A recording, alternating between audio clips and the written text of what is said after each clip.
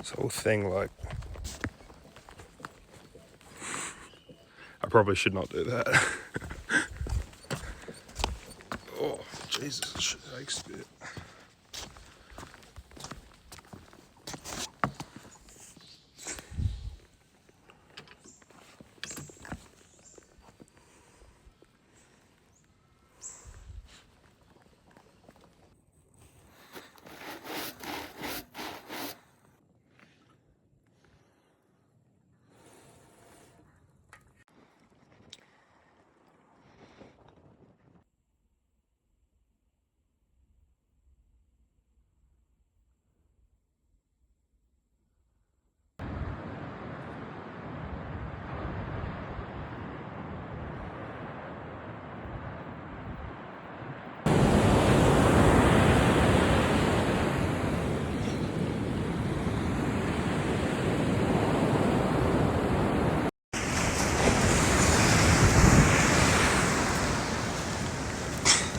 I think it might get a bit wet.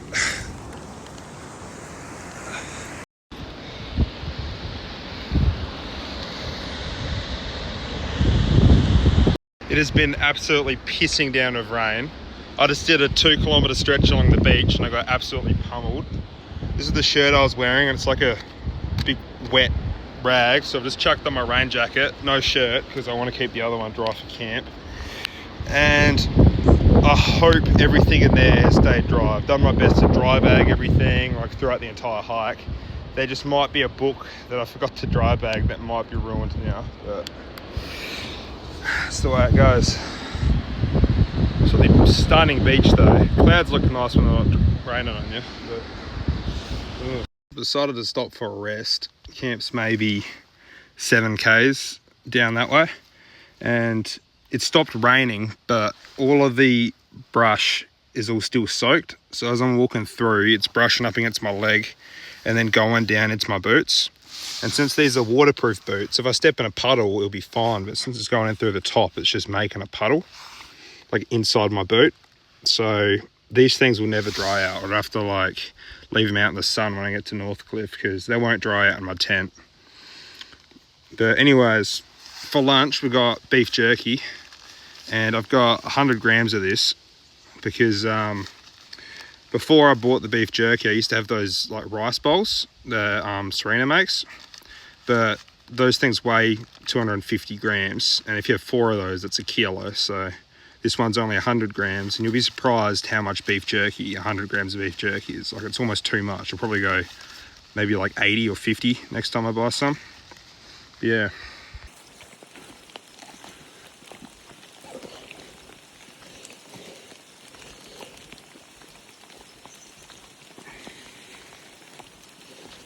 Just something about walking through the forest in the rain. Like, sure, soggy boots suck. Sure, being wet and cold sucks. But I'm a strong believer of the weather's only miserable if you are. If you can just look around, just appreciate, you know, what's been given to you and what's around you, you can just find beauty in it.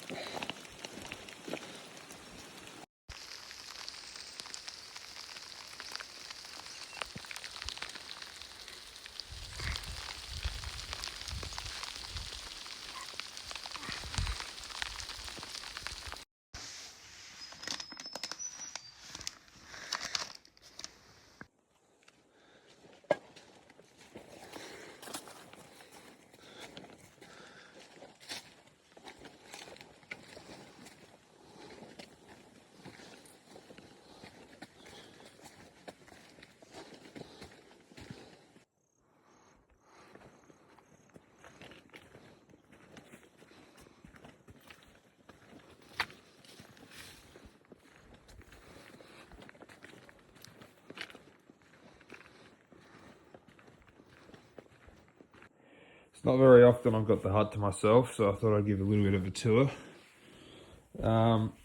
So every hut has sleeping benches. They can fit about 6 people or like 4 tents. I usually set my tent up. If it's got more than like 4 people, I'll just pitch it up. They've got, back behind the hut, they've got all tent sites. So If the hut's full, you can just pitch up your tent, or if you don't want to use the hut, you can pitch up your tent.